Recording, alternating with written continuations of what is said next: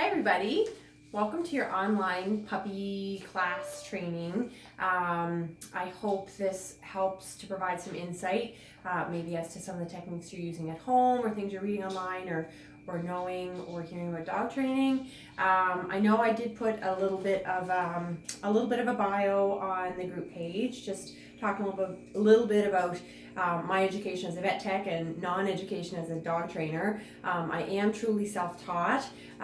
Having said that, I've followed some amazing people. I've had some amazing mentors in the area, as well as I have some amazing mentors that I follow, books that I read, blogs that I follow, seminars that I've taken. Some of my favorite trainers include Jean Donaldson, Brenda Aloff, Patricia McConnell, Ian Dunbar. Read anything by any of those people and you will be enlightened on how to train dogs in a very respectful, motivating, relationship-based kind of way. So I'm going to share with you over the next 6 weeks some of my favorite techniques for training and things that have worked for me over the years. You will see the cat sometimes, you'll see a couple of dogs. There's one there's one laying over here. Hopefully the cat doesn't knock. Oh, she almost knocked over my tablet. She's going to knock over my tablet. There, she's gone. Mary, you should come get your cat. So yeah, what I'm going to share with you guys this evening is a few things. If you could just grab her and take her off the table. A few things that I cover typically in a puppy class. I do this in a puppy-free orientation. So the very first night is kind of boring for you as far as puppy skills go, because I'm not going to share a ton of skills with you or things to train your puppy to do tonight. I'm simply going to talk to you about how to survive puppyhood with the house training, the biting, the chewing, all those day-to-day management things that are new to us if we're new puppy owners, or are new to us if we've had older dogs for a long time. So sometimes we just need to be reminded about what it's like to have a puppy, and so I'm going to share just a few things that can help through the day-to-day. Because honestly, like, aside from formal training, the formal training is important. The teaching of certain skills, stays, recall, sit, lie down, walking on leash is a big one. But the everyday stuff is, I think, what gonna kind of make or break you through puppyhood. And the things that your puppy is learning now, the things that they're learning as habits, that are regular experiences for them, and how they're kind of interpreting the world, that can become the foundation for years to come. Habits are forming now, so we want to, as much as possible, try to get in our puppy's idea the right things, or the things that we consider to be the right things. Take it from your puppy's perspective, and I really do my best to try to give things to people from the dog's perspective, in hopes that it will give you a better understanding as to why dogs do the things they do, why it might seem frustrating to you but normal to the dog, kind of how they see the world. If you can understand that a little bit better, that can kind of help you moving forward. So understanding kind of how dogs look at consequences versus reward, and how they sort of process things moving forward. So I usually talk a little bit about the training hall where we train, but I don't have to talk about any of that. I don't have to talk about cancellations. This online training stuff is amazing, because even if people are sick or there's bad weather, we can still have some class. So it's awesome. That's how I'm trying to look at it. It's really positive. So what I do really miss and will really miss going forward with this is I will really miss meeting your dogs. I really enjoy training other people's dogs. I love training my own, but for demonstrations and such, using other people's dogs tends to be a little bit more gratifying. But anyway, we'll do what we can. So I did give you a little bit of bio about my dogs, who I live with, a little bit about what I've done. So I'm just going to kind of wrap that up with a little bit more detail. So I talked about my Briar and Bree pair. Those two were very, very special dogs. Briar came to me as a baby dog, and then his sister came to me when she was 2. So she needed a new home because her first didn't work out, and they lived a wonderful life together as the sweetest pair of dogs I've ever known. They were really cute. Briar was he wasn't my first performance dog, but he was the first performance dog that really raised the bar for me. So competitive obedience and agility are really my thing. And he was my very first high end trial obedience dog. To date, I have never hit a score as high as I did with that particular dog. I think 196.5 was my highest score with him. This little girl beside me here, I think she scored a 196. I don't think she's ever come quite as accurate as Briar. He was very accurate. He was a wonderful working dog. By far the best working dog I've had to date, and he gave me many firsts. I reference Briar a lot because all the things that made him such an exquisite working dog, he had such drive and passion for everything he did.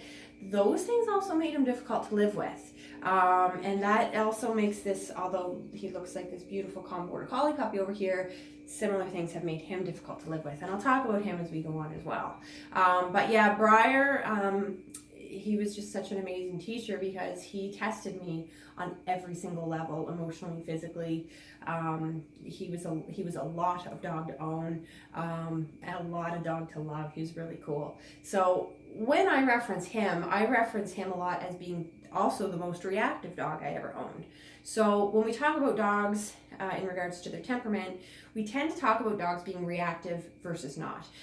Every dog is reactive to some degree, but some are more than others. So reaction can range from overexcitement, just overstimulation, fear, aggression, all kinds of different things. So with Briar as an example, he would go, I would say he'd go from 0 to 60, just like that.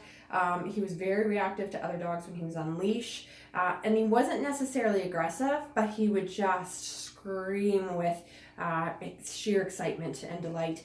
It could change with him. He could go from really excited to see you to back off, get your own sandwich kind of thing. And I learned, and never any major incidents with him because I was quick to be on top of it. Some of the techniques that I will share with you in next week, actually, one of my handling techniques saved my relationship with Briar, literally.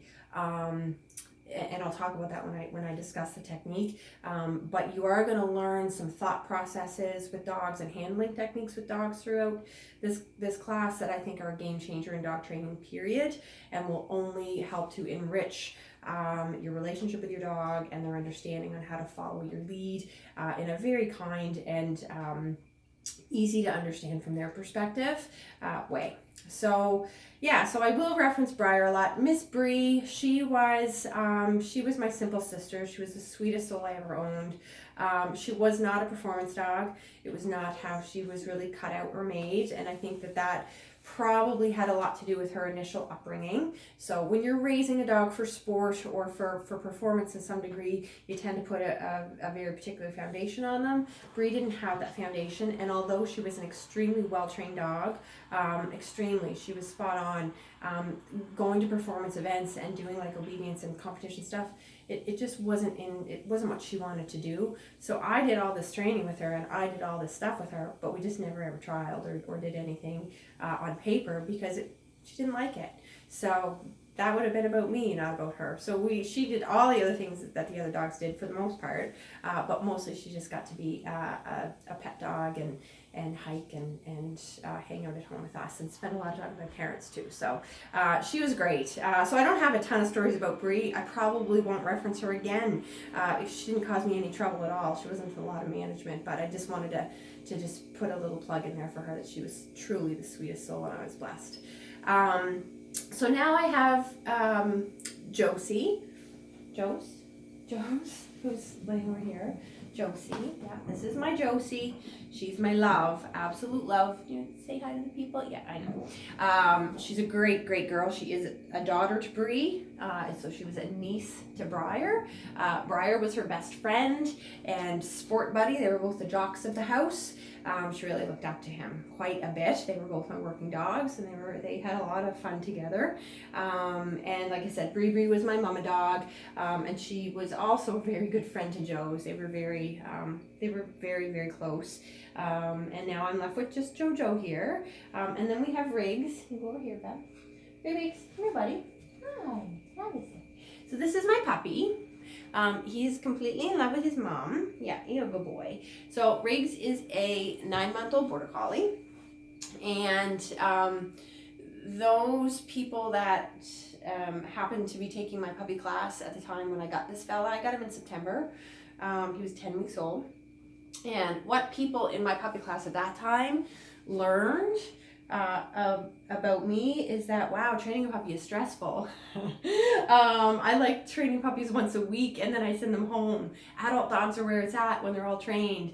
Yeah, this little fella right here, as sweet and soft as he looks and is, boys, he gave me a run for my money.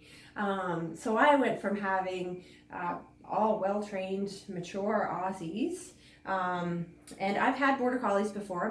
One of my foundation dogs as a young adult was a border collie that I had for 17 years. She was a very cool dog, but didn't have her as a puppy. She had a whole slew of different behavior issues because she wasn't a puppy when I got her. But this kid, I thought, like, well, we're starting with a clean slate. Wow, he was a lot. So Riggs here is from generations upon generations of very well-bred sheepdogs.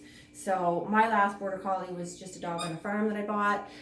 This guy I sought out to get a dog of excellent working lines, sound mind and body. So to be a good dog for agility, and definitely he really gave me a run for my money. He was more a dog than I bargained for. Having said that, he's everything that I wanted in my next working dog, but he definitely, I'll probably share some stories with him about him over our time, about, you know, how things worked for some dogs and how I may have had to work it for Riggs, things that I learned along the way with him as well. So we survived puppyhood. Trust me, if I can survive puppyhood with this guy, anybody can survive puppyhood. Again, he was lovely. He was easy to house train. He was easy to train for most of the skills. It was the everyday stuff that was challenging with him because he's like 5 million miles a minute. Like, he never ever stopped in my house as a baby puppy. He's super now. He's 9 months old. He does remind me that he's a puppy from time to time, even though his training is really solid, and he's got a really good foundation and he looks like an adult. He'll do things that remind me that he's still a puppy, but and we have work to do. Not having a lot of group classes has affected my distraction training with him, and that's where I feel really bad for people unable to take a puppy class right now. It's hard when you can't get that distraction, you don't get that group interaction, but we're all just doing the best that we can. So with that said, I'm going to talk about a few topics. I'm going to talk about how dogs learn housebreaking, biting, chewing, and a little bit about crate training. So how dogs learn. Dogs learn primarily through operant and classical conditioning. So I will send along some handouts as well. I'll attach those to the page. Some of my handouts I don't have, they're not like a PDF, so I may just take a photo of them and put them in an album. So there'll be a combination of different handouts put on your page depending on the format that I have them in. So a lot of the stuff that I'm going to talk to you about is going to be supported with some handouts. But dogs learn by operant and classical conditioning. What that means, operant conditioning means that behaviors that are reinforced will be repeated. So important to remember. That should be ingrained in your brain. Behaviors that are reinforced will be repeated. Okay, that's important. Classical conditioning is about how dogs learn by association. It's about how they start putting things together. It's how they start associating verbal cues that we come up with to go along with behaviors that we've taught. The behaviors become taught through reinforcement, because behaviors that are reinforced will be repeated. So giving dogs treats, attention, toys for certain behaviors that they're doing is giving them positive feedback. Dogs, as much as they love their people, they're very selfish. They're in it for them. So they're going to want to repeat the behaviors that they've done that have earned them a reward. So that is how dogs learn. It's probably how people learn too. So reward the stuff you like. Carry treats in your pocket. Be mindful that your pockets will get chewed out if left unattended though. But carry treats on you. Be proactive. Don't wait for your puppy to behave badly and then you want to criticize them. Show them what you want. Show them you don't want them rushing out the door. Show them you want them to sit to get on their leash. Prevent things by using your crate, by using your leash and stepping on it, by just holding on to your puppy so they don't clobber people coming in your door. This too shall pass. But if they learn a ton of bad habits through puppyhood, it's going to be really hard to change that. That's going to be hardwired in their brain. So instead of going and undoing things that they've already taught themselves or self-reinforced, you should have your training cap on all the time. This everyday stuff that I'm talking about will make or break you through adulthood. Be really mindful, give them tons of feedback for the stuff that you like them doing or that you love them doing. Let them know that you love it. If we are only noticing the stuff we don't like and ignoring the stuff that is good, the bad stuff will prevail, because behaviors that are reinforced will be repeated. Even though you think you may be giving your puppy negative feedback for something that you don't want them doing, if they're not getting positive feedback for the good stuff, the negative feedback will do as reinforcement, okay? So you really need to make it black and white for them. There should be very little gray zones, very few gray zones with puppies. Gray zones for me are for dogs over 7 or over 6. Once they're trained, you try not to let things slip and slide too much. But when they get a little older, it's a fair time to let them slip. I see this little nose down here, this little Josie nose. Yeah, she's in the gray zone age. And again, she's excellent. She is a superbly trained dog, and we've had many amazing milestone moments for me in our career. But I definitely let things slide a little bit more with Josie now. Things that I know that I've tried to manage throughout her life, like her food begging, because she's a big food hound. I still don't let her sit on my foot and drool, but I expect that she's gonna stare at me when I eat every time. It's just part of the course.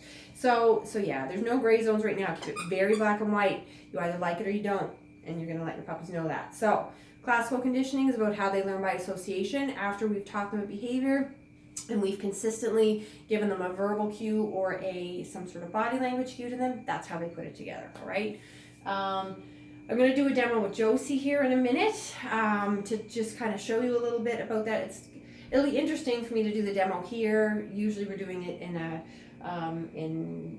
big room with a bit of an audience or some people, and now it's just going to be me, and I'm going to use a chair as a demo, and we'll see how it goes. But before I do that, I'm going to talk just a little bit about housebreaking, and then I'll do the demo with Josie and talk to you a little bit about biting and chewing. So your housebreaking, this is a tough one, only because it's annoying, and you really have to be on top of your puppies. I cannot stress this enough. The key to house training, it's a bit of an equation. Reward elimination outside. This is the most important step, because behaviors that are reinforced will be repeated. So offer food rewards outside for elimination. I'm going to talk, I should have done Josie's demo first. I'll talk a bit about a marker system, about how we're going to indicate to our dogs about right versus wrong. I kind of got into a topic before I finished that one, so I will backtrack a little bit. But we want to reward elimination outside. We want to prevent accidents in the house as much as possible. But here's the deal, accidents are going to happen. I'm a dog trainer. Accidents happened with this Border Collie puppy. Not a ton, more than I wanted, of course, but it's going to happen regardless. So try not to panic too much about it. Your puppy will still become house trained. Reward elimination outside. Try to prevent accidents in the house by using your crate. to contain them when you can't supervise them, keeping them on a leash beside you if you need to. If they tend to sneak off or get out of your sight and go pee somewhere, keep them close. My Riggs puppy lived on a leash in the house probably for 3 or 4 months of his life. I got him at 10 weeks. I think the leash went on him when he was 12 weeks old because I just couldn't deal with it. He was too quick and he was into something all the time and I couldn't get to him fast enough. And a leash gave me like a stepping point where I could step on the leash and prevent him from chasing the cat, prevent him from jumping up on the table, and then bring him and show him what I might rather him be doing and give him feedback for what I'd like. So you can do that with your house training too if you're struggling. Look for signals. Circling and sniffing tends to be the first one. If they're circling and sniffing, pick that puppy up, take them outside. Have some treats nearby. Be ready. That's key. So I always had like a little cup or a little bag of treats around for that early morning pee when I was taking my puppy out early. And I'd grab a couple kibble, leash away I went, and reward elimination outside. I'll talk a little bit about crate training at the end. I don't spend a ton of time on that. If you have specific problems with your crate training, so I usually would ask that in my orientation, please message me if you're having specific trouble, but I will cover just some point forms on what I do to encourage dogs to like their crate a bit, kind of at the end. But yeah, your house training, and take your mats up. If you have carpeted areas, if you're able to baby gate them off or keep doors closed, make it easier for you, make it easier for your puppy. Reward elimination outside. Do not reward them when they come back in for peeing 5 minutes to go outside. Take that cookie with you. Treat out there. So I'm going to backtrack a little bit and I will do my demo with Josie here. I'm actually going to put my Riggs puppy away in a crate. Actually, I'm going to put him outside because it's easier. Here, Papa. Here, Papa. There you go. There you go. So, yeah, your operant and classical conditioning. I really like to use a marker system, and that's pretty common among all trainers that are using positive reinforcement. So what that entails is having a specific sound or verbal cue from you as a handler that the dog associates with a food reward. So I love to use a device called a clicker. Sounds like this. It indicates to my dog that she's earned a reward. So Josie literally has earned a reward for sitting and looking at me, which she's known how to do since the day she came home. But just to kind of give you an idea of what that sounded like. The alternative to using a clicker is to use the verbal marker yes. So you can see Josie recognizes that word as well. Yes. I use them both a lot. Riggs is probably the only puppy that I've had, and I think because I just had so much on the go and he was such a busy puppy, I hardly even dug my clicker out. I'm doing a bit more clicker stuff with him now that I have a bit more time, but I just used the yes marker for him. But we call that a reward marker. It's a signal or sound from you that has been repeatedly paired with food. This is where your classical conditioning comes in. They learn by association. So this sound has been paired with food, so the sound becomes significant to your dog. You can use that sound to mark the moment where they earn reward. It helps you be more accurate as a trainer. It helps you get your timing more accurate. So what I'm going to attempt to show you with Josie, so typically I do this demo with 2 chairs and I get her to either circle them all the way around or circle a figure 8. And I do that based on the information I'm giving her through clicking and treating. Okay, so I'm going to click her for doing what I do like, and I'm going to kind of ignore or give her some other indications of things if I don't like it. So what I'm going to do here, I'm going to see what she offers me first. So I'm only going to use 1 chair because it's really all I have room for. The reason I use circling the chair as the technique that I show for teaching purposes is because typically Josie's go-to behavior for a chair is to step up in it and sit and wave. So if I put the chair out and she attempts to get up in the chair, which is typically her go-to, I will reinforce her for doing the circle around the chair. What I may do to make it more interesting is if she circles one way, I may not reward that, just to encourage her to try to circle the other way, just to make it a little bit challenging. If she starts circling the chair first, I may ignore that and see if I can wait her out to get her to step up on the chair. So this is simply to show you that, and I'm going to give her very little feedback about what, except that I like it versus I don't. This is just to show you how reinforcement training works.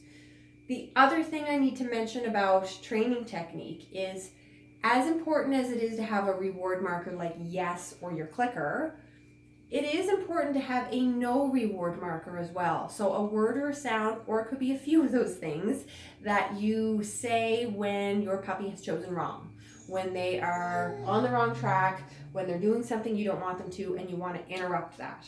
So the options, we call that a no reward marker, or a negative interrupter. I'll talk to you quickly about a positive interrupter as well. So a negative interrupter or reward, no reward marker. I use or hey. Those tend to be two words that I use. I like hey because I can draw it out a little bit. I can make it low and growly. Hey. Riggs definitely heard a lot of that as a puppy. Actually, with him, I had to get right in his face. Hey! Oh, he was like, what's going on? No, come on this way instead. So what's important about whatever sound or signal you use to interrupt behavior with your puppy, they need to know that you're going to follow through with that. Otherwise, that noise means nothing. They learn by association. So they need to associate those certain sounds that you make, that there's going to be a follow through. You're going to interrupt them from what they're doing that is wrong or that you don't want them doing, and you're going to redirect them somewhere else, okay? So that's super important. If they start learning that the ahs and the heys aren't followed through by, like, get your butt out of what you're doing and do something better, they'll do it anyways, and there'll be no relative association with it.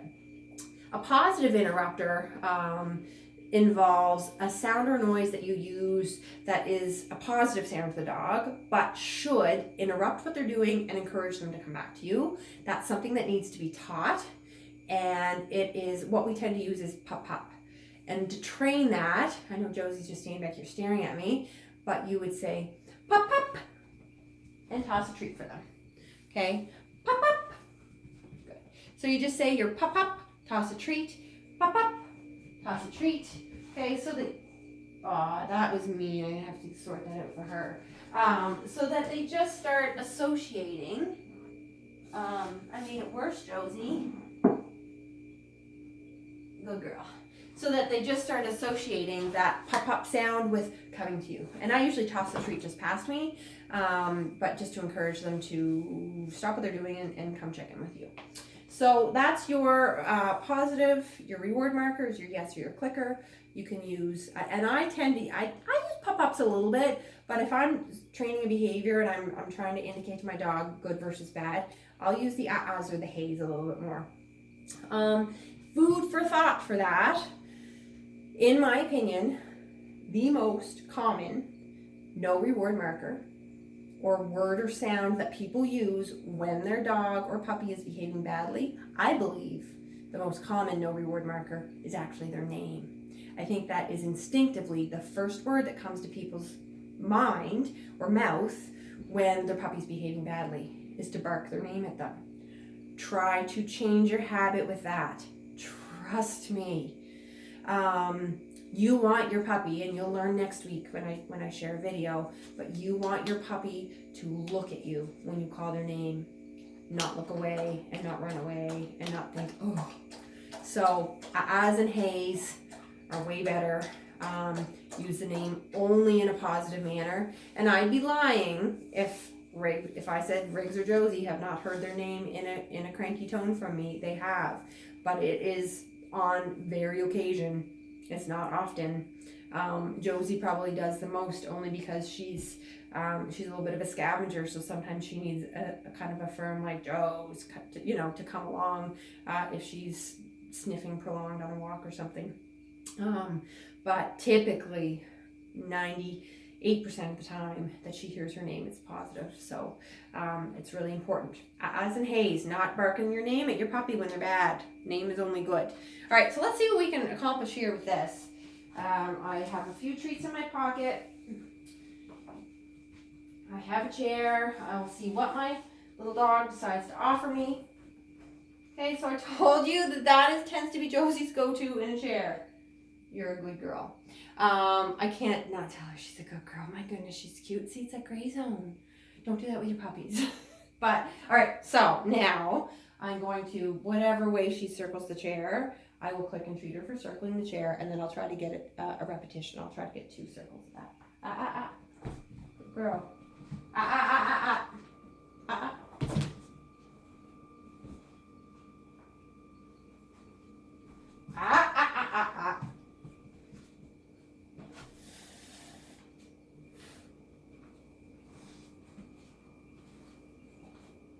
I'm going to try again.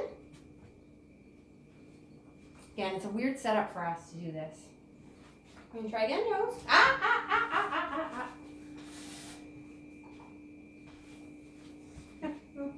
Good girl.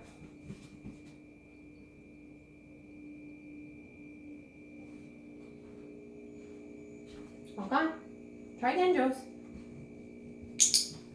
Good girl. So I'm just giving a verbal cue to like go get to work, basically. So you saw her circle the chair that time. I'll click and treat that a couple more times, and then I will withhold my click and treat to see if she'll circle it a couple times. Try again. Way to go.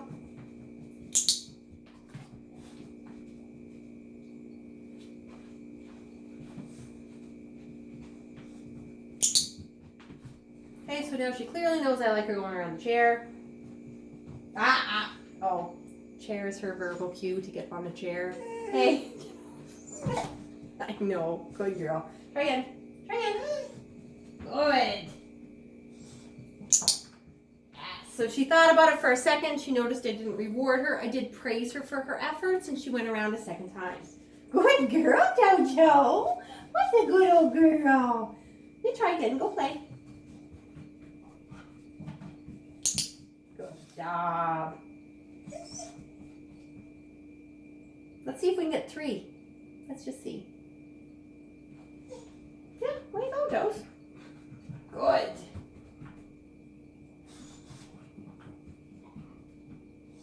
Uh-oh. Uh-oh, I went too far. Way to go, Joe.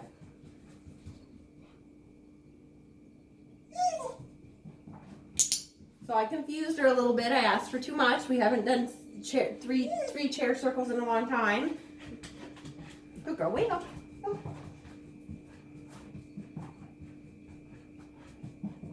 Yeah, what a good girl. Now, keep in mind, this is on a cue for her if I give her more information.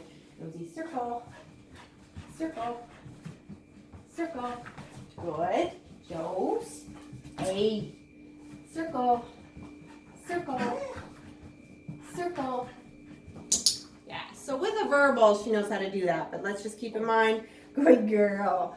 I was giving her no information. I was just giving her a chair and a verbal to kind of go get to work, and then based on based on how I gave her information with my clicker and treats and my ahs and heys, it was a perfect demo. I love that she went and got up on that chair first, and I love that she got up on the chair when I said chair, because that is actually her cue for it. Remember, they learn by association. Behaviors that are ordered will be repeated. That's what that 3-circle demo was trying to show you. And Joes, is that dogs will repeat behaviors that have been rewarded. And the marker system works really well, keeping things black and white, right? Yeah, this is a rewardable behavior versus, oh, I should avoid doing this one. So keep that in mind going forward. Clickers, usually I have some to sell. I love these iClicks. These are my favorite iClicks. You can get them from dogwise.com is where I order majority of my training material and literature. Probably find them on Amazon, but pet stores would have clickers as well, but I don't know that anyone carries the iClicks. They're truly my favorite. Using a verbal yes is perfectly acceptable. And I do that all the time as well. She would have done that demo just as well for the yes marker word versus my clicker. Joes, go to your place. Stay. So now she's going to earn some cookies. This is usually what she does during orientation. Hey, stay. Is earns cookies for hanging out on her mat until she does her demo. She's going to have another moment to shine here when we talk about chewing. So I talked about how dogs learn, talk about your housebreaking. Let's talk about biting, and then I'm going to talk about chewing and crate training a bit before I sign off. If my video cuts off, it may. I'll just add a second little blip at the very end. So biting. That's the other really annoying thing about puppies. They're peeing everywhere and they bite you all over the place. Ouch, ouch, ouch, ouch, ouch, ouch, ouch. It hurts. This too shall pass. I love it when it's part of puppyhood passes. So it's actually a good thing that your puppies are biting you. Trust me, they should. It's normal, completely normal. They should be putting their sharp little tiny teeth on your body all the time. Puppies experiment with their mouths. They're picking everything up. They're touching. They're grabbing. They're biting. Hey, please. Stay. She thought my back was to her. I'll just have a drink of water, she says. Stay, love.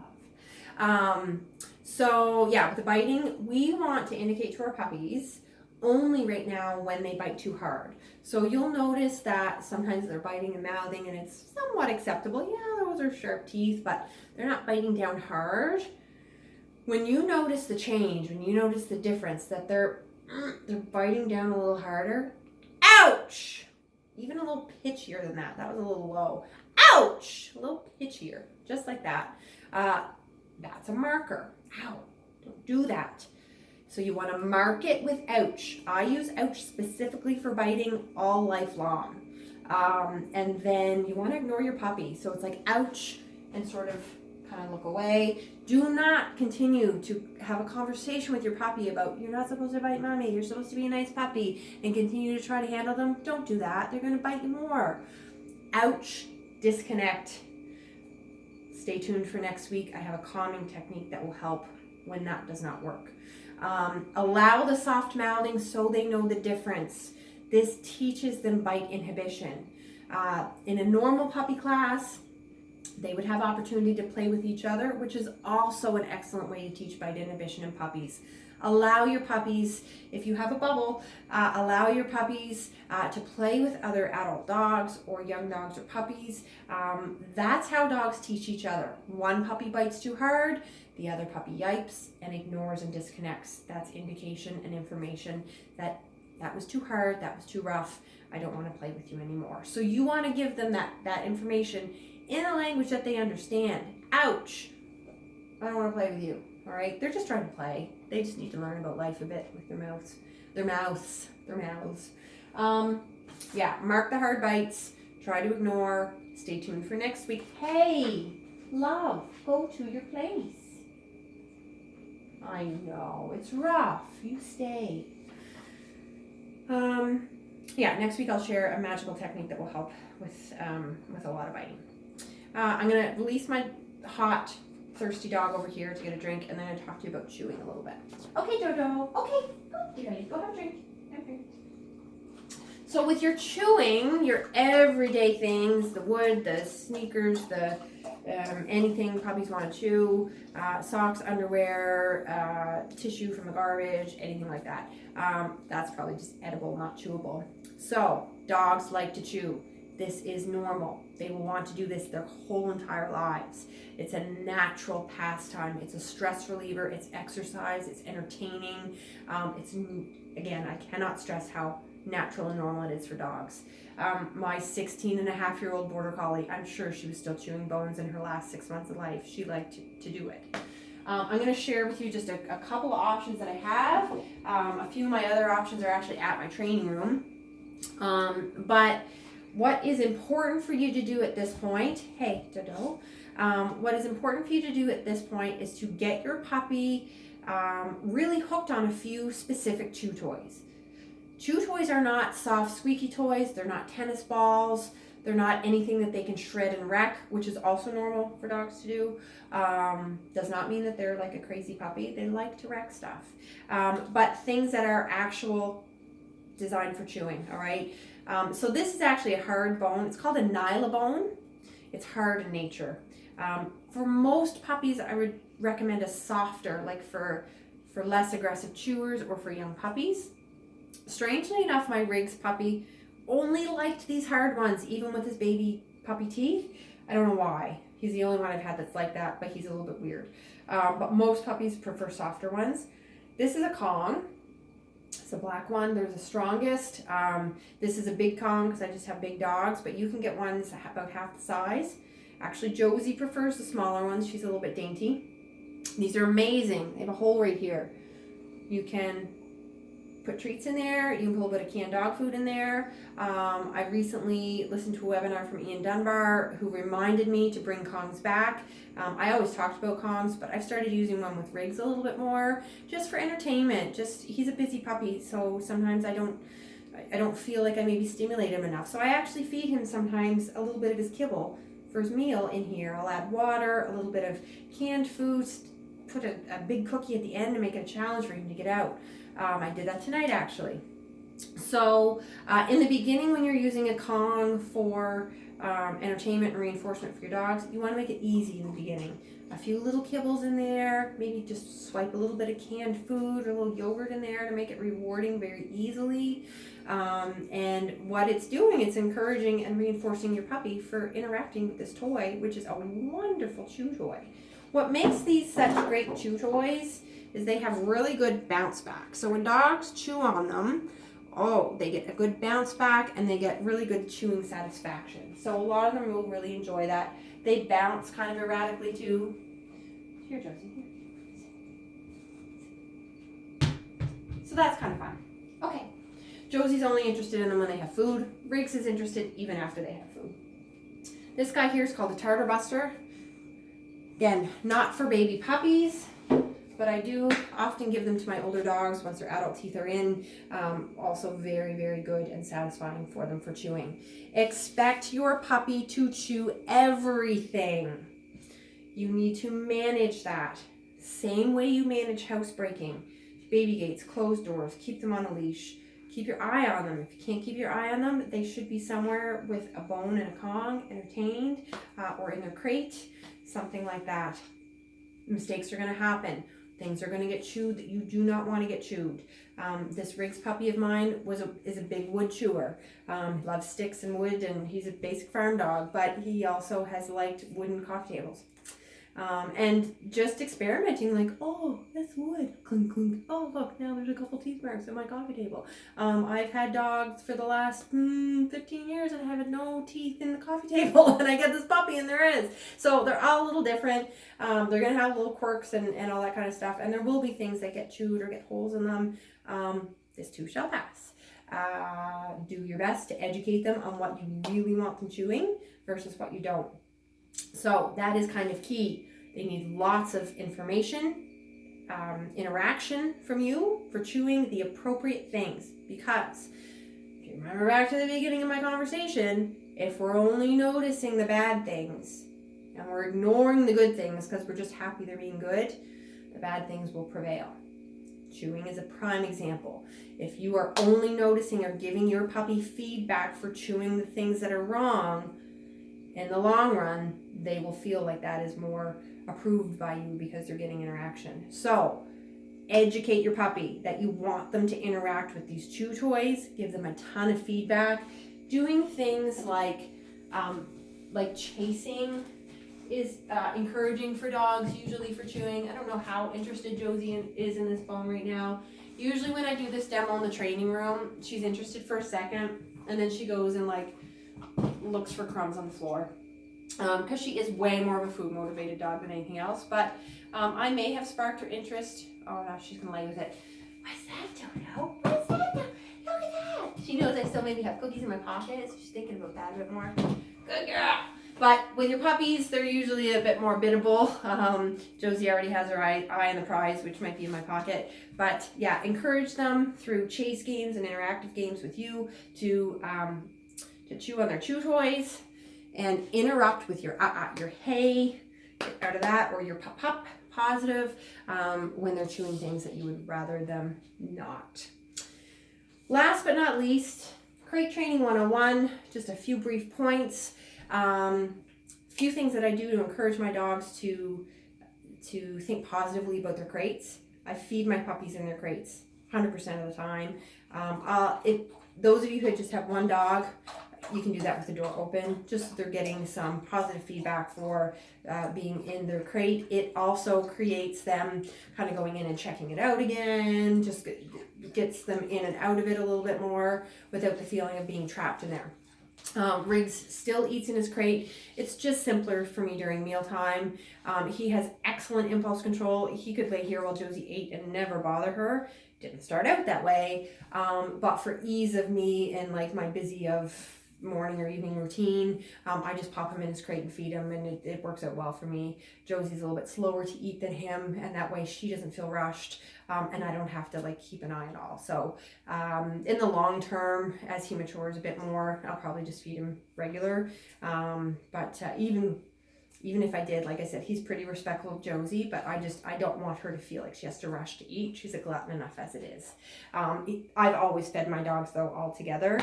But yeah, feeding in the crate, giving a stuffed Kong in a crate is ideal. They're Nylabones, things like that they like to chew on. Make sure they have something to entertain themselves. Do keep them in there at night. If you need to wake them up for a potty break in the middle of the night, in my opinion, it's ideal to try to do that just as you hear them kind of moving around before they make noise. Get them right up and take them out and put them back to bed. Treats for going in their crates for sure. Also, leave a radio or a TV on, something that's maybe on all the time that they don't associate with you leaving, but is just a bit of background noise that they get used to hearing all the time and may provide a bit of comfort. So at night, when you're not home, give them something to entertain them in there, feed them in their crates. The other thing, just to prevent a little separation anxiety, it's a little helpful, putting them in their crate at least 10 minutes before you're getting ready to leave, so that they are less likely to pick up on your departure cues, which are like the last 5 or 10 things that you do before you leave the house. They notice those things. She's gathering her stuff. She's getting her keys. She's putting on her coat. Oh my God, she's leaving. So dogs by nature can be prone to a bit of separation anxiety, especially if we're spending more time at home with them. When we start leaving them alone again, they're going to notice that. So make sure that they're in their crate before they notice all these things you do before you leave. Just helps kind of desensitize them to that stuff. And if you're spending more time than normal at home with your puppies right now, still crate them for chunks of the day, like a few hours. If I was home all day long, I actually took a week off after I got Riggs, right around Thanksgiving. I took a week just to hang out with him, do a little bit of training and just spend a little time. He was in his crate 6 hours a day during that time, 3 hours in the morning, 3 hours in the afternoon. You need to create routine. They need to understand that they are going to spend perhaps several hours at a time in their crate and be comfortable with that. If you go from all to nothing, or nothing to all, I guess, that's not going to be very fair, and they're really going to hate their crate. So create some positive experiences in there, feed them, play some games where you just toss some treats in their crate. I actually don't let my dogs out of their crate until I've given them a verbal. Helps with a little bit with impulse control. If they try to get out before I've given them a verbal cue, I just close the door and wait for 10 seconds, and then I open the door. Their consequence for coming forward without my verbal is I close the door again. So it teaches them a little bit of like, you just need to be patient. We're not barging out of our crate. Yeah, I think that's it. I will post your videos, and I should have your homework. I have another video to do after this and post. It takes a little while for these guys to post, so I will have your homework uploaded as well by the end of the night. I hope this is helpful, enlightening. I hope you guys have fun training your puppies, and I encourage you to share anything you can in the group. Don't be shy. If you are shy, you can share it in a personal message to me, and we shall see you next week. Thank you.